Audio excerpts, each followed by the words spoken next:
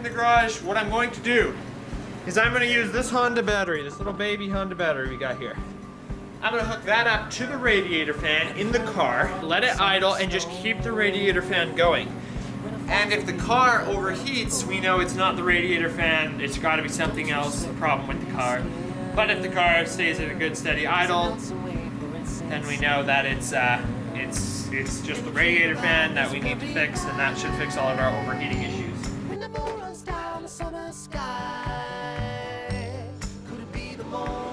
Okay, got it. Every time I want to start the car from cold, I have to unplug the idle air control valve.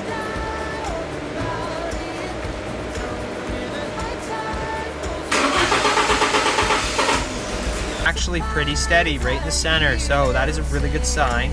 Let's start a timer and see if it can run for let's say like 15 minutes. And if it can do that, I would say this is definitely working and it's just the radiator fan that needs to be redone. I mean, more testing will be needed. We'll need to drive around and see, but 15 minutes on the clock. Let's see if she can stay nice and cool for that amount of time. No, look at it. Ships. It's getting hot. I was doing an oil change on this baby, and I accidentally poured antifreeze in it. Accidentally grabbed the wrong thing here. I grabbed the antifreeze there, and I just topped her up with antifreeze. So apparently it's supposed to sink to the bottom of the oil pan. We're gonna open the oil pan thing underneath and hopefully drain out the extra, and then we're just gonna top it up with oil, and then they said run it for a bit and then do an oil change. So that's what we're gonna do. But for now, let's just jack it up and take out that bit of antifreeze. Hopefully it's sunk to the bottom. Got some of the oil out, it just drained a bit. As you can see, if we drain it like this, I don't know if you can tell on the camera, but there's kind of a green undertone, yellowy kind of green. Anyways, so yeah, that should be good. We'll just top it up with the rest of the oil we have. And then I think we'll take it out for a drive and see if it overheats when we're driving, because it was overheating when we were just letting it idle, but maybe if we get some air going through that radiator, it will no longer overheat, and then that'll give us a better idea. But anyhow, let's take it for a drive.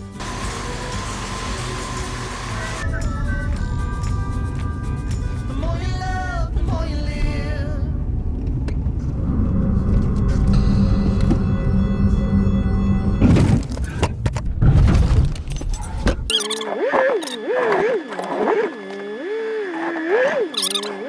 Okay, so it doesn't look like any crazy damage was done, but we definitely screwed up the front bumper a little bit.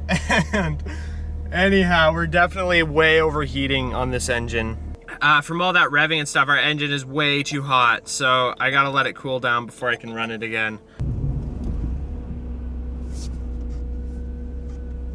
Okay, so recap of our little adventure. Number one, we need new tires on it, which I do have a set of winter tires, but we need new tires on it before we even consider going out again. I think we need to get new sensors in there and make sure it's not our sensors, because that would suck to do a whole bunch more work, and it's just the sensors, it's not actually overheating.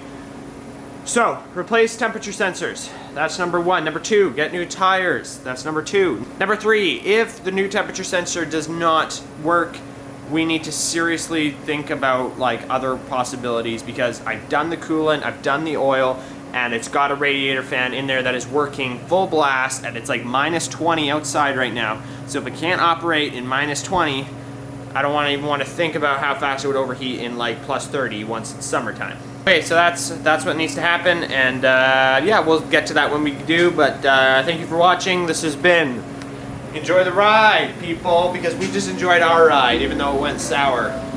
But I still enjoyed it, and you should too. Let's go. I mean, you're not coming with me, you're staying here. Bye.